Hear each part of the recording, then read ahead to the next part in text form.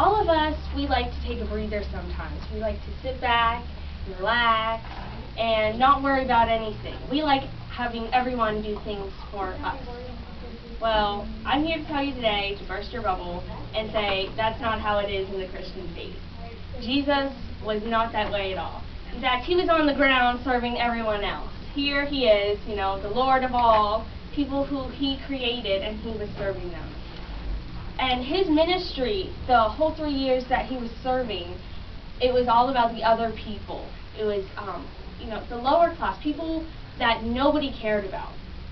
Even in John 13:3-5, he serves his disciples. It says, Jesus knew that the Father had put all things under his power, and that he had come from God and was returning to God. So he got up from the meal, took off his outer clothing, and wrapped a towel around his waist. After that, he poured water into a basin and began to wash his disciples' feet, drying them with a towel that was wrapped around him.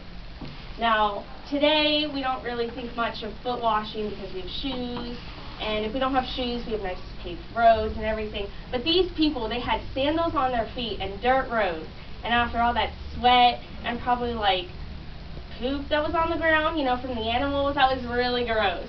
So, my feet after school are pretty gross, and can you imagine these people's? Yeah, I would not want to be touching them. But here he is, God, who knows every single thought of theirs since the beginning of time, is down on his hands and knees doing something that the lowest servant would do. So how does that apply to our lives today? We don't wash people's feet, we don't think much about it, but as Jesus served, he had compassion and love through serving. We must serve like Jesus because we want to become like Jesus.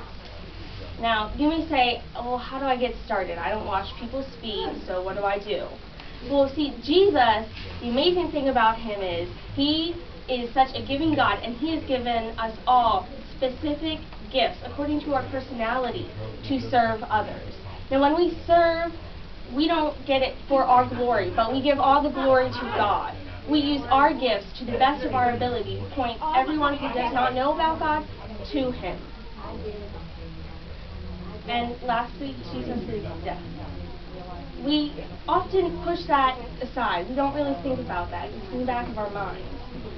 But everything that Jesus did, from the beginning of his ministry to the foot washing, to the death on the cross, service and love was in it. He was compelled by the love of others and the love of the Father, and he did that by the nails in his arms. So we, as we serve, using our gifts and our talents for the glory of God, we must serve with compassion, as Jesus cared about the least of these, the sick, the poor, the hurting. We must serve compelled by God and his death. And lastly, we must be served compelled by love since God. Thank you.